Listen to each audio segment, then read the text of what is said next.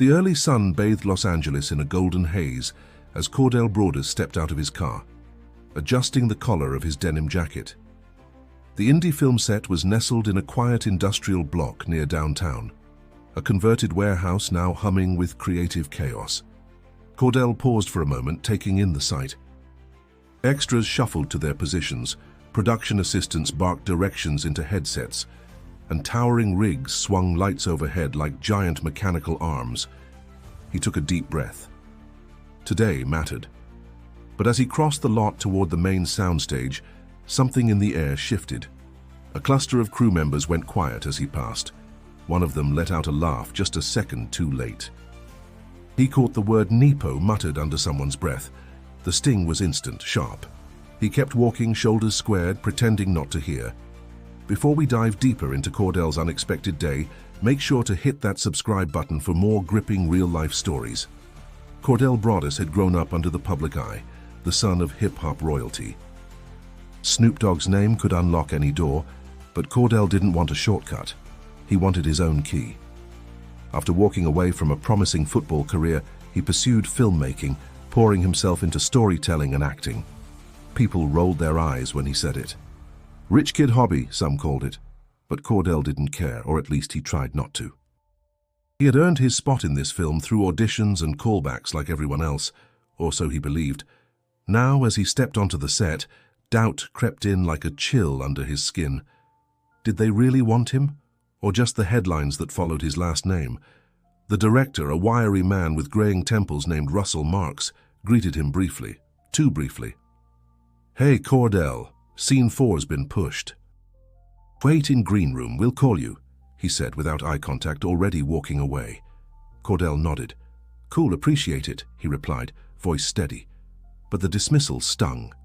No small talk, no feedback, no warmth. He wandered into the green room, a sterile space with sagging couches and half-empty coffee cups. His phone buzzed. A group chat, his boys sending memes. He typed a quick reply but didn't hit send. He wasn't in the mood. A faint laugh drifted from the hallway, then a voice too loud not to be intentional. "Can't believe we're wasting a role on Snoop's kid. What's next? Paris Hilton writes the script?" More laughter. Cordell froze. His ears burned. He didn't recognize the voices, but it didn't matter. He had heard the same tone before, in college, at parties, even in business meetings. That sneering skepticism that said, "You didn't earn this." He stood, fists clenched, pulse drumming in his ears. For a moment he considered walking out, just leaving. Why stay where you weren't wanted? But then a memory surfaced. His dad sitting with him late one night in their backyard years ago, stars scattered across the sky. "Son," Snoop had said, "they gon' judge you either way. You rich, you spoiled. You grind, you desperate. The only thing that matters is what you know you're about." Cordell sat back down, letting the anger settle into something harder, more focused. He wasn't walking away, not yet. Still, the whispers had gotten under his skin. This wasn't going to be the easy start he'd hoped for. Respect, it seemed, was going to cost him more than talent. It was going to cost him grit, silence, patience, and maybe, just maybe, a public fall. He didn't know it yet, but by the end of this shoot, the world would be watching, and everything would change. By mid-morning, the warehouse buzzed with the low-grade electricity of a running set. Cables sprawled across the floor like tangled vines, grips adjusted backlights, and the camera crew reset their marks. Cordell stood off to the side, script pages in hand, waiting. His role was small but pivotal, a supporting character whose moment of truth drove a key emotional beat in the story. He had studied it inside out, but opportunity meant nothing if nobody was listening. When his scene was finally called, Cordell stepped onto the set with a quiet determination. He hit his marks, delivered his lines, even offered a subtle improvisation meant to bring more depth to the exchange. But the director cut him off mid-delivery. "No, Cordell, just say the line. Stick to the script." Russell Marks didn't raise his voice, but the cold edge in his tone landed like a slap. Cordell nodded, biting down the urge to push back. He tried again. This time he did it word for word, but the energy was gone. The scene ended, and Russell didn't offer a single note or glance. He simply turned to the assistant director and said, "Let's move on." Cordell stepped aside, his chest hollow. As he walked back toward the waiting area, he brushed shoulders with a veteran actor, Derek Lane, known for gritty dramas and a reputation for honesty. Derek gave him a sideways glance, then murmured, "Hollywood don't give free passes, kid, especially not to sons of legends." "You want it? You gotta bleed for it." Cordell nodded again, more out of instinct than understanding. Bleed? He was already bleeding inside. He found a quiet corner of the lot, near the catering tables but away from the buzz. He hadn't eaten all morning, but the thought of food turned his stomach. Around him, people laughed and joked, but he felt invisible, like a ghost haunting his own dream. His phone vibrated, another meme from his friends. They didn't know how hard this was. Nobody did. The laughter nearby grew louder. He glanced over. Some crew members, maybe in their 20s, were mimicking exaggerated gangster walks. One of them mumbled in a drawl, "Faux shizzle, hire me next time, Daddy." The others burst into laughter. Cordell's hands shook. He turned away, jaw tight. There it was again. Reduction. He wasn't an artist. He was a punchline. A memory flashed. Him in his childhood bedroom, splicing old VHS tapes, layering music over grainy footage, dreaming not of red carpets, but of telling real, human stories. It hadn't been about fame, it had been about creation. Now all of that felt so far away. He wandered toward a quiet spot behind the grip trucks and sat on a concrete step. For the first time since arriving, he let his face fall, eyebrows heavy, lips trembling. He was tired of having to prove he wasn't a tourist in this world, tired of being both watched and ignored. Should he walk? Quit before they laughed him out of the industry? Then, a voice behind him, "You okay?" He turned. It was Simone, the film's co-lead. She was in costume, makeup half set, holding a protein bar and a water bottle. "You've got that look," she said, sitting beside him, "like you're wondering if it's worth it." Cordell didn't answer. He couldn't. The lump in his throat blocked all sound. "I've been there," she continued, "and I'll tell you this town doesn't care who your daddy is. They only care who you become." For the first time that day, Cordell didn't feel alone, and somehow that meant everything.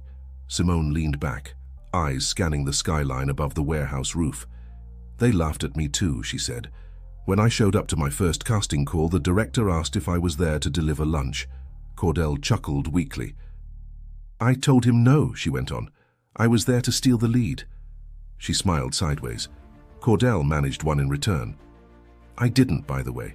They gave it to someone else. But I made them remember me." He looked down at his hands. "You think I'm just writing a name?" "No, but I think you think they think that, and it's messing with your game." Cordell sighed. "I turned down football offers. Left the path everyone laid out. I chose this, I chose the grind, but it's like, none of that matters. They still see Snoop's son, not Cordell." "That's your job," Simone said softly, "to make them see, whether they like it or not." A pause, then, "Come on, let's rehearse your next scene. I've got 15 minutes before hair and makeup." In the quiet corner behind the grip trucks, they ran lines. Simone gave honest feedback, helped him push deeper into the character's emotions. For the first time on set, Cordell felt like an actor, not a guest. When they returned inside, something shifted. They shot the revised scene, and Cordell, grounded by the prep, delivered it differently, sharper, more present. A few crew members nodded. One even clapped. It was small, but it was something. After wrap that evening, Cordell was grabbing his bag when he heard it. Laughter again. Not the usual kind. Bitter. Ugly. He turned to see two grips watching a video on a phone. The caption read, "Nepotism hits new lows." And there he was, in the green room earlier that day, looking dejected, caught mid-sigh. In the background, the mocking voice, "What's next? Paris Hilton writes the script?" The clip had been secretly filmed. Worse, it was already spreading online. Twitter, Instagram, TikTok. The internet had its new chew toy. Cordell stood frozen, face hot with shame. By the time he got to his car, his phone was already blowing up. Mentions, tags. Some people defended him. Let him be great. Others mocked mercilessly. Another rich kid playing filmmaker. At home, he collapsed onto the couch. The walls felt too close, the air too thick. His mind spun. He'd worked so hard to avoid this narrative, and now it was out there. Mockery viral, humiliation public. He wanted to scream, to punch a wall, to disappear. Instead, he called his dad. Snoop answered on the second ring. "What's up, champ?" Cordell hesitated. "You see the video?" A pause, then a slow exhale. "Yeah, I saw it." More silence. "I don't know what to do," Cordell finally admitted. "Feels like everyone's laughing, like I'll never be anything more than your son." "You are my son," Snoop said, "and that's a blessing. But that ain't your limit." I tried so hard, Dad. I thought if I earned it, they'd see me." "They will, but not all at once." "You think they saw me right away?" Snoop chuckled. "They called me a clown, a thug, a gimmick. Told me I'd disappear. You remember what I did?" Cordell said nothing. "I stayed. I worked. I made them choke on every word they ever said about me. A beat. Now you go do the same." Cordell swallowed the lump rising in his throat. Something inside him sparked, not pride, not anger, something deeper, a need to fight back, not with words, but with presence. He wasn't done, not even close. Cordell sat in the dim light of his apartment, the silence around him heavy and unkind. On his phone, the clip had passed 1 million views. News blogs had picked it up. Snoop Dogg's son humiliated on set. Nepotism gone wrong. He didn't even click the links. He didn't need to. The titles were cruel enough. His phone buzzed again. This time a text from Simone. "Ignore them. Tomorrow's another scene. You belong here." He appreciated the words, but his spirit felt cracked. It wasn't just the video. It was the validation of every whisper he'd tried to drown out. The world, it seemed, had already made up its mind. Then, without warning, his screen lit up with a post from a Snoop Dogg. No emojis, no slang, just a picture. Young Cordell, maybe 7 years old, sitting beside his dad in a studio, headphones on, scribbling on a pad. The caption beneath it read, "This boy been chasing dreams before he knew what a last name was. Y'all can laugh at him now." But watch what happens when the work talks louder than the hate. It went viral within minutes. The tone was different from Snoop's usual chill vibe. It was fierce, measured, poetic. Other artists began reposting it. Ava DuVernay quote-tweeted with, "Let them laugh.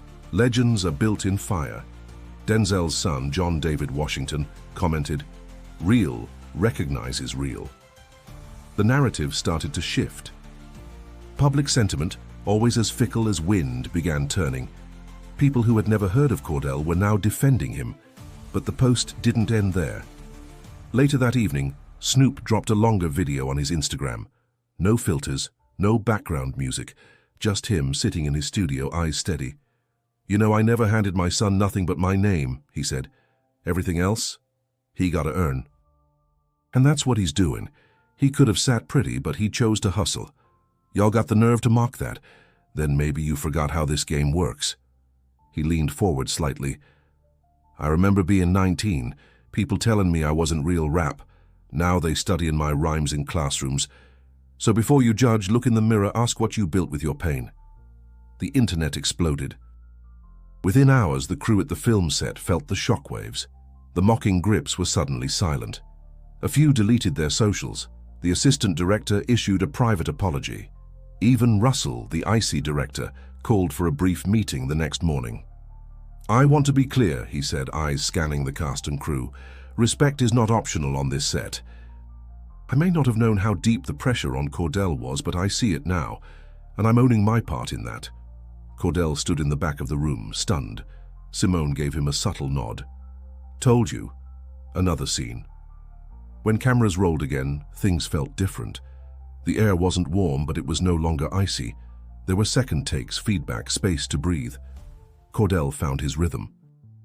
One scene called for him to cry, not forced tears, but real vulnerability. As the camera closed in, Cordell let go. All the hurt, All the frustration, all the weight poured through. When the director called "cut," no one said a word. The silence this time was full of respect.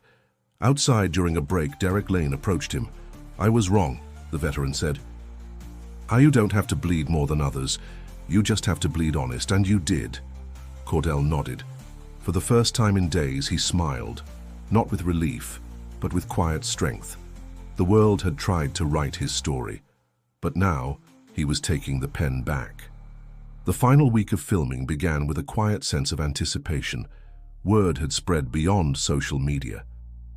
Industry blogs were now calling Cordell the unexpected underdog, and buzz surrounded the film not just for its story, but for the one unfolding behind the scenes. Cordell walked onto set with a different presence. He wasn't trying to be invisible anymore. He didn't need to prove his worth with every breath. He simply moved with calm intention, ready to work, ready to deliver. Even Russell, the director, changed. During a lighting reset, he approached Cordell. "You rewrote scene 16 last night, right?" he asked. Cordell nodded carefully. "Yeah, just added some beats that felt truer to the character." "I read it this morning, it's good," Russell said. A pause. "We're shooting it your way." That moment would have stunned Cordell a week ago. Now it just confirmed what he'd come to learn. Respect doesn't come from forcing acceptance. It comes from doing the work with clarity, even when no one's watching. Scene 16 turned out to be pivotal. It was a dialogue-heavy exchange between Cordell's character and Simone's. A conversation about identity, rejection, and the courage to keep dreaming in the face of humiliation. Cordell delivered the monologue with eyes steady and voice stripped raw. The set stood still as he spoke. No flubs, no doubts, just a character bleeding truth through him. When the scene wrapped, applause broke out. Not forced, not obligatory, but real. On the final shoot day, Cordell stood with Simone behind the monitor watching playback. She bumped his shoulder lightly. "Told you they'd see you eventually." "I didn't think it'd happen like this," he said. "Nobody ever does, but maybe that's the point."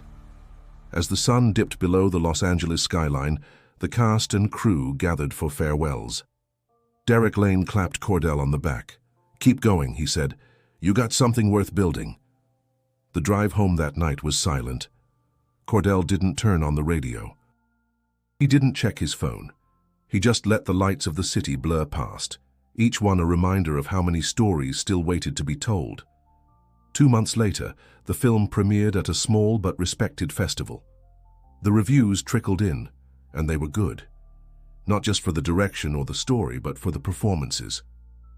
One critic wrote, "Cordell Broadus brings unexpected depth to a quiet role, grounding the film in rare authenticity." Another said, "Not a cameo, not a gimmick, a real actor, period." And then came the email that changed everything. A major production house wanted him for a lead in an upcoming series. They saw his reel. They loved his voice. No mention of his father. No need for pedigree. Just talent.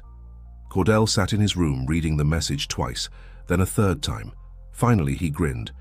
He texted Simone first. "We ain't done yet." Then he opened Instagram and posted a single sentence under a behind-the-scenes photo.